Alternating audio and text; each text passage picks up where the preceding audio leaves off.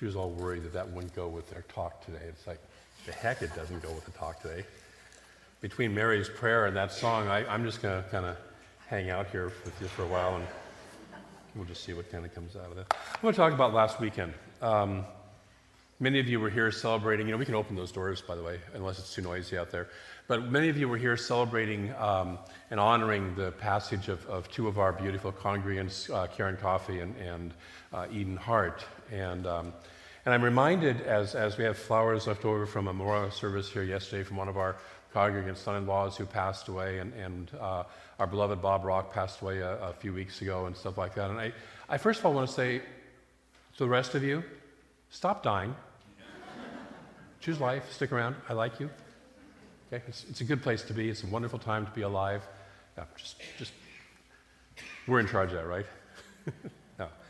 But I couldn't be here last weekend because a year ago I made an agreement with the teens that I would be at their winter camp this year, responding to a challenge that was kind of thrown at me by the teens and a minister from another church. And so this summer, Cynthia and I went and got trained as youth advisors, and out of that, Cynthia fell in love with the teens and became our youth teen group coordinator, leader for that, and has done a fabulous job with that. Thank you, Cynthia.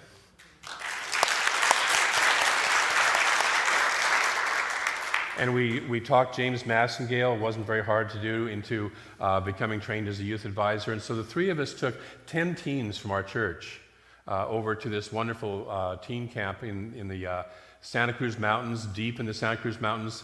No cell phone reception, no Wi-Fi, no connection with the outside world. And so we were there with teens that were all the way from Santa Cruz to Reno to Lake Oswego, one young man from Albuquerque, New Mexico. There was an exchange student who was from France who was there. So all these 12 churches, probably over 100 teens, I believe it was, 30 advisors, all gathered together to have this, to support these teens in this experience, and to watch the love, to feel the love, to experience the love.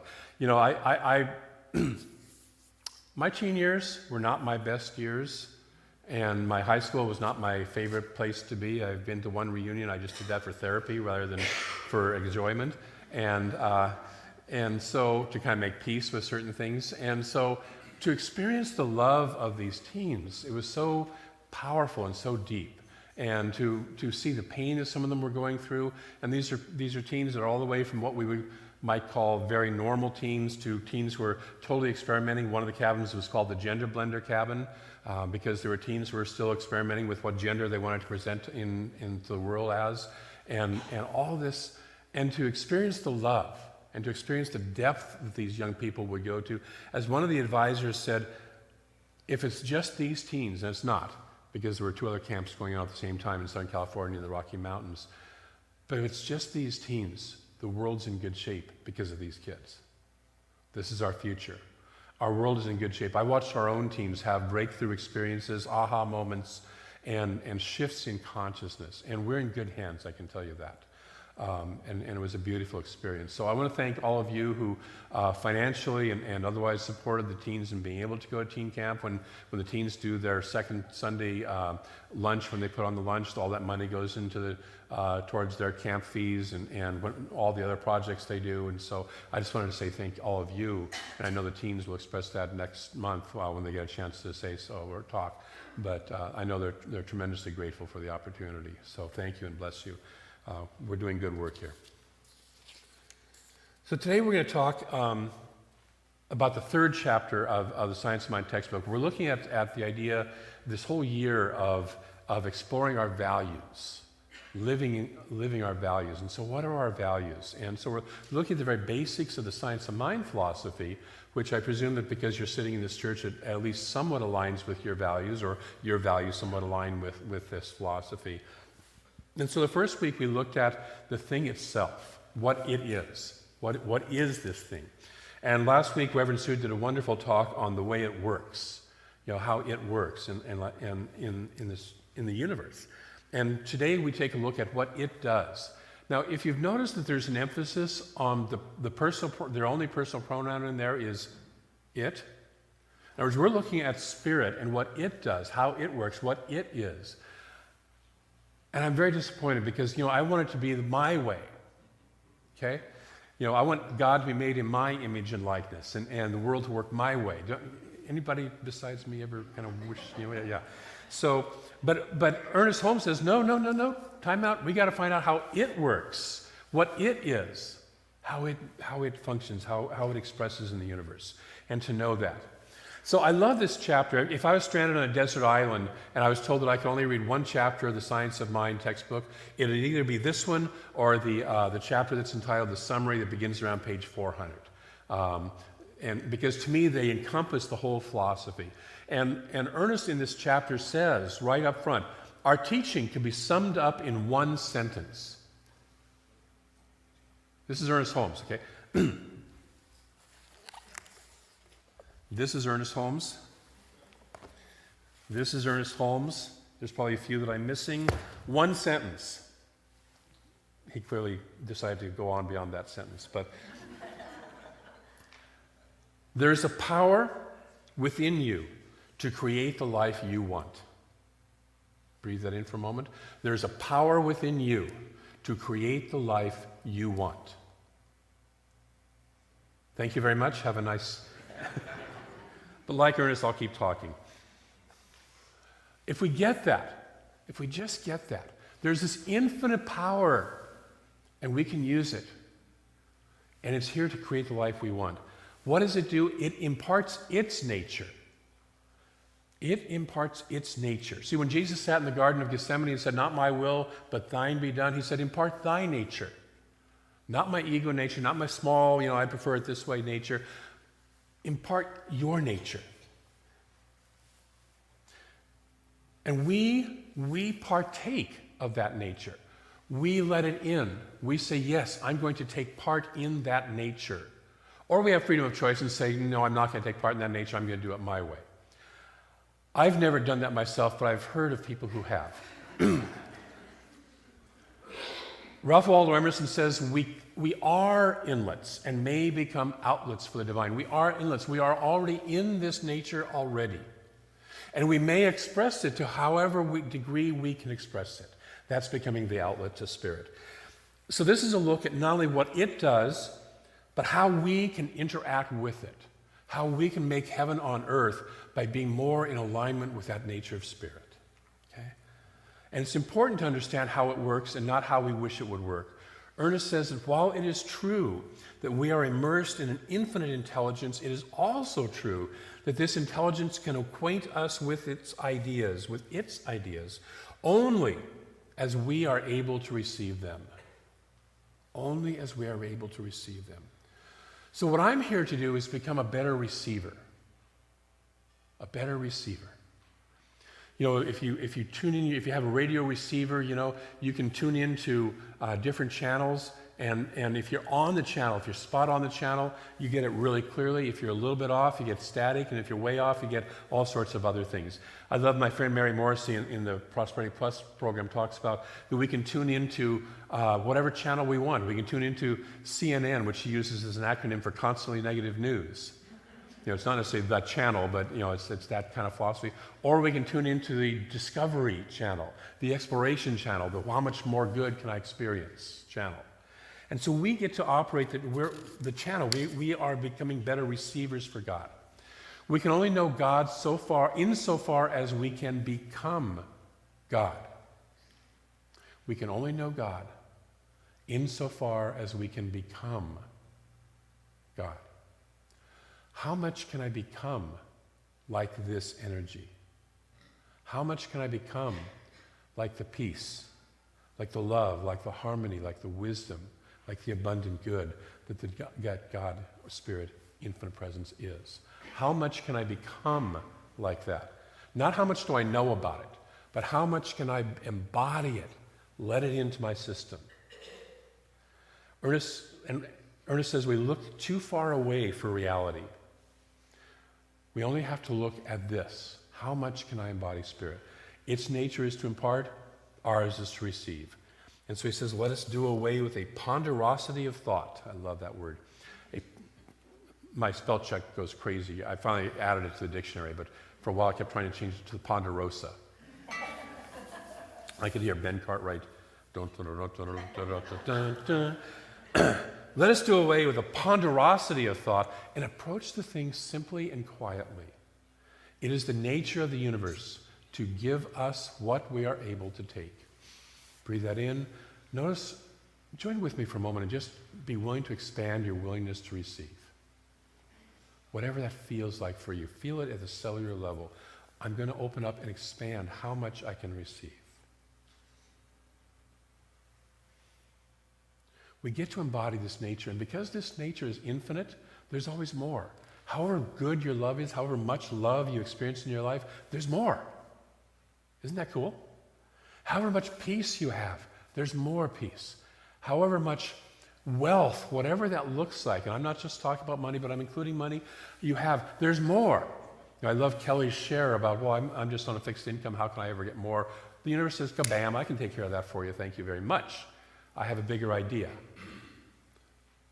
However much beauty, however much wisdom, however much creativity we already have in our life, there's more. There's more. And so we get to play with that. And so now that we understand that, how do we work with it? The first step that Ernest tells us is that mental work is definite. We have to be definite with what it is that we do. He says our thought and conscious receptivity differentiate this universal possibility by drawing it through our minds and causing it to flow into particular channels. You know, I love to look at this as though there's a concrete truck that's going to visit your house this Tuesday, and it's going to pour concrete. It has a load of concrete, and it's going to deliver it to you, okay? And you can create a form for that. You can create a swimming pool base, you can create a patio or deck that you want, you can create the foundation for a house, you can create a slab to build a shed on, or you can just let it dump all over your lawn. Okay? But you get to create the form. The concrete doesn't have an agenda for what form it flows into, does it? It's just going to dump. It's just going to be there, and it's going to take whatever form you set it up to. And we get to create the definite form. Through the conscious receptivity of our different faiths, one will differentiate one kind of result, and another mental state a different manifestation. So we each use this in our own unique, wonderful, and creative ways. So if I have the idea of beauty, cosmic idea of beauty, and I want more beauty in my life, that might look like a rose garden. For somebody else, it might look like a symphony. For somebody else, it might look like a painting. You know, whatever it is, or dance, or whatever it is, you know, a really cool car. I don't know, whatever your idea of beauty is, nature, you know, and a deeper experience of that. We get to create and differentiate uniquely as each of us chooses this infinite potential of whatever it is that we want. We get to choose. We get to choose. And I can hear the voice of that there in Indiana Jones in The Last Crusade. He encounters the Grail Knight at one point in time. The knight says, choose, but choose wisely. Choose wisely. This infinite presence shows up exactly and specifically as we expect it. As we expect it. Not as I wish it would be, but as I am truly deeply at my gut level expecting it to. So I can sit here and say, you know, I really wish I could have, you know, more of whatever it is. But if my expectation at the gut level is, yeah, that never works out for me, guess what the universe is going to say? Yes to that, yes, it never works out for you. Here it is, and it's not going to work out. Because that's what I expect. Take a breath. So our work is to align our mind with the one mind. To consciously align our mind with the one mind. That's why I love our first two steps of treatment. God is this, I am one with that. I align myself with this truth. I align myself with this. We create the mold, then, into which the universe flows. Ernest says, a treatment, our prayer process. And for those of you not familiar with our prayer process is not to change God. Our prayer process is to change our own consciousness to be more in alignment with God, with the idea of God. It's to bring us more into alignment with that. A treatment is a statement in the law, embodying the concrete idea of our desire and accompanied by an unqualified faith that the law works for us as we work with it. Let us waste no further time looking for the secret of success or the key to happiness. That's pretty specific, right? The treatment is a statement into this creative process. We think into this creative process. And that embodies the concrete idea of our desire. And then we accompany it by an unqualified faith that the law works for us as we work with it. I see it, I have conviction, faith, expectancy that it's going to happen, and it must manifest. It must. That's the law. He goes on to say that a treatment is an active thing. When one gives a treatment, he is not sitting around hoping that something may happen. He is definitely, constructively, actively stating, sensing, and knowing some specific good. Breathe that in with me. We are definitely, constructively, and actively stating, sensing, and knowing some specific good. Active engagement of our mind with the one mind is necessary for the purpose of creation, for the purpose of creating what it is that we choose in our lives. A passive meditation will never produce an active result. It's the same as a painter sitting down to paint a painting that has wonderful paints, has a beautiful canvas or paper in front of him or her, and never uses them. No painting happens until something gets picked up and we start to actively create and apply paint to canvas or paint to paper. And so the infinite calls for us because the infinite wants to be manifest in form. That's why you and I are here. It calls for us and says, manifest, show up, do something, play, come on, have some fun, show God a good time. Yeah. And then the final key is faith or belief. We must believe that we have the power, the ability, and the ability to create what we want, and that the universe is standing behind us, is for us in this creation. You and I have the power to create what we want. Let's say that together. I have the power, to create what I want. And the universe is for me. Thank you. You guys are so much better. The first service I had to kind of, I have the power to create what I want. I had to kind of like get them to do it another time. So you guys are, I don't know if the coffee has kicked in this time or you're more awake or whatever, but that felt good. Did that feel good to you? Yeah. And it's the truth. I have, you have, each of us has the power to create in our lives. And you know what? We're already using this power. We're always using this power. See, the delivery of concrete, it's happening moment by moment by moment by moment. It's not just next Tuesday. It's not just when I sit down and do a spiritual mind treatment. It's going constantly. Boom, boom, boom, boom, boom. This moment by moment by moment by moment by moment. I'm creating what I want. Am I conscious?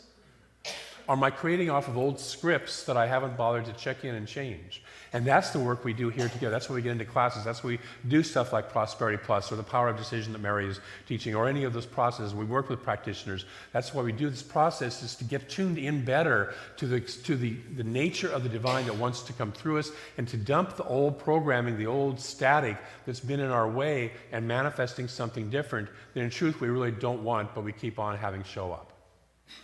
Okay? That's our work. That's our constant work. How clear of a receptor can I be? Because the universe is flowing.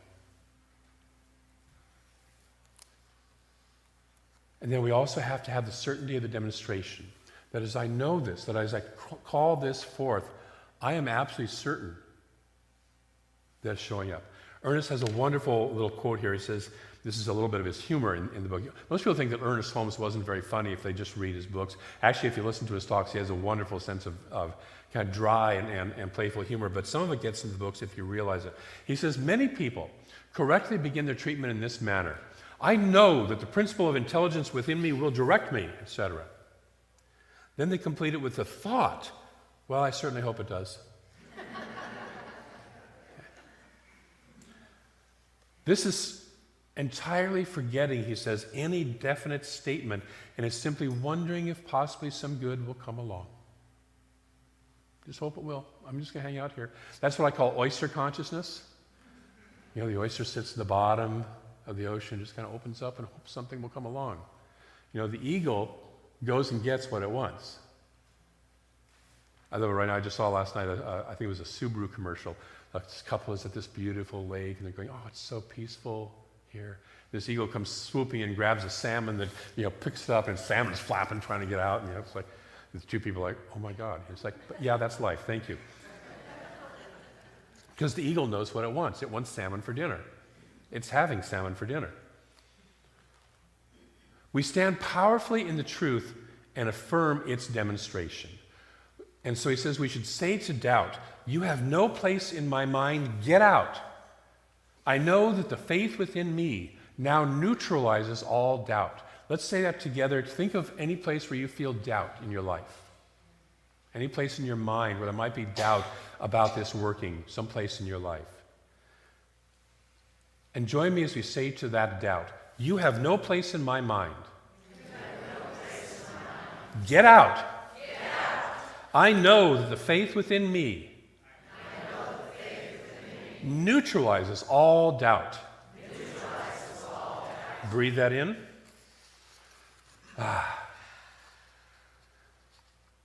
So find that place within you for a moment where you connect with the infinite. Just do that for a moment. Find that place within you where you feel most connected, most one with the infinite. And if you don't know what that feels like, ask to be clearly shown. Imagine that. Imagine that you're connected to a source of infinite possibility that is in constant flow of that possibility. And from this place, become aware of a desire that you have in your life. Imagine that. It's a desire that results in greater life, happiness, and freedom for you, and that deliberately harms no one else.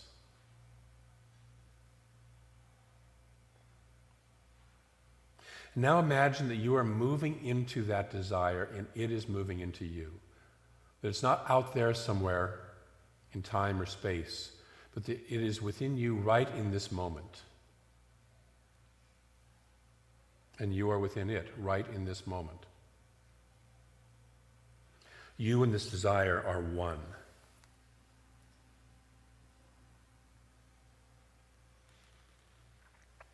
Notice if you have any hesitation or doubt, and if you do, tell that doubt to leave. Tell it to get out.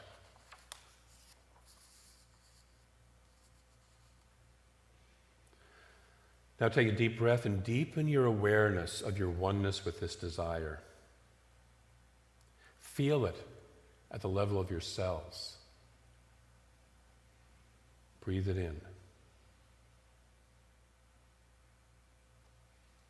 It is an expression of the one life, and you are one with it.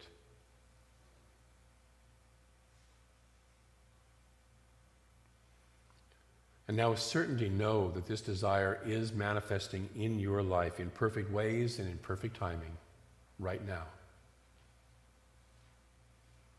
That there's nothing in the universe that says no, there's nothing that stands in the way. You and it are one, and it is manifesting. It is so, and so it is. Gently open your eyes and be fully present here. So this week, I invite you to play with this process. I invite you to play with getting conscious and choosing a form, a mold into which you'd like this beautiful universal energy to pour itself in your life. Be specific. Be specific. Unite with the one mind, specifically define your result, and embody it. That's our spiritual practice for the week. Are you willing to play with that with me? Yeah. It'll create a life shift and a life-changing experience. I want to close with a quote from Raymond Charles Barker from his wonderful book, The Power of Decision. Mary's teaching a class in this book right now.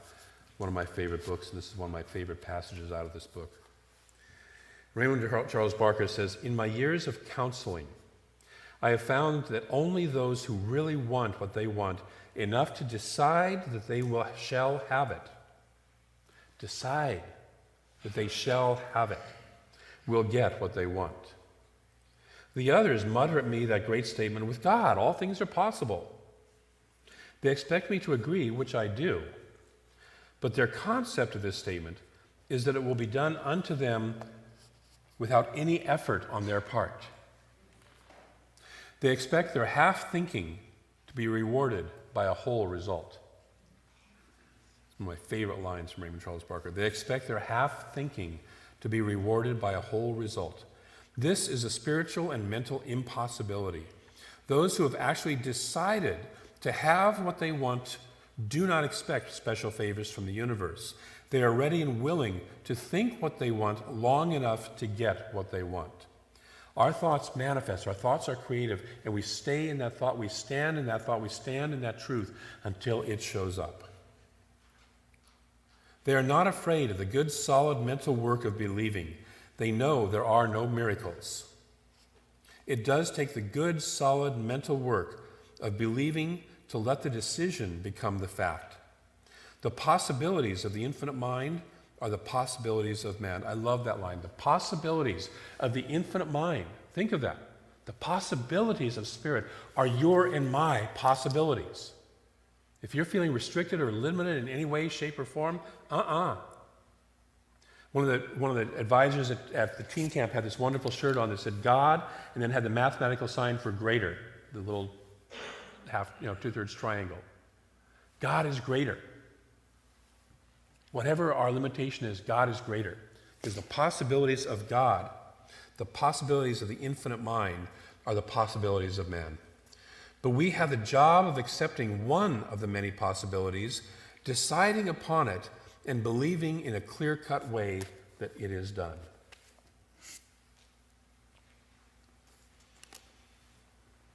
I have the possibility of having all the chocolate in the world.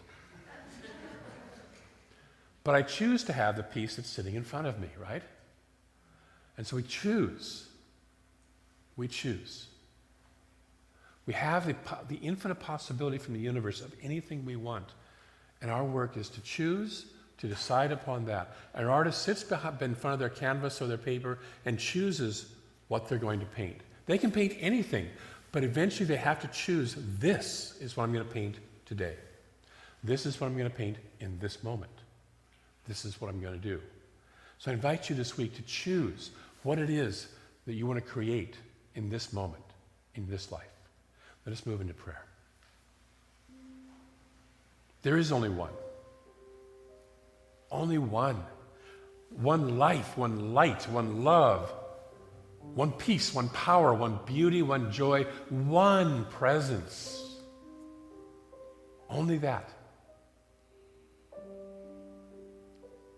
There's no duality. There's no this and something else. It is just this. This one infinite presence. And we are one of it. I am. You are. Each of us is one of the life, one of the light, one of the love, one of the peace, one of the power, one of the beauty, one of the joy of the infinite presence right here and right now. We are this. We are this. This is, always has been and always will be, and is right this moment, our nature. This is the truth of who we are. We are creators in form. We are that which lets the universe flow through us into specific form here on this planet in our lives. And so I speak my word that this week and ongoingly, each of us chooses, and chooses wisely, and chooses powerfully, and chooses joyfully and freely the lives that we want to create, the lives that would bring us joy, the lives that express joy out into the world, the lives that bring us love and freedom and express that out into the world. We choose this, and we stand in this choice, knowing that it manifests, and we choose specifically how we want it, and allow that to manifest in our lives. We say yes to this good, and the universe says yes to us, because that is its nature, and that is our responsibility. We get to choose. And so we choose this week the most beautiful, perfect, powerful, fun, joy-filled ways possible. And in gratitude for all the good that comes out of this into each of our lives and then spreads like a contagion out into the world. I'm so grateful for that spirit, for that presence, for that flow that is behind it all. I am ever so grateful. And so I release this word, into law, into that process of creation. And I specifically state and know that each of us is creating beautiful, powerful, enjoyable lives this week. Here and now. So it is. Thank you.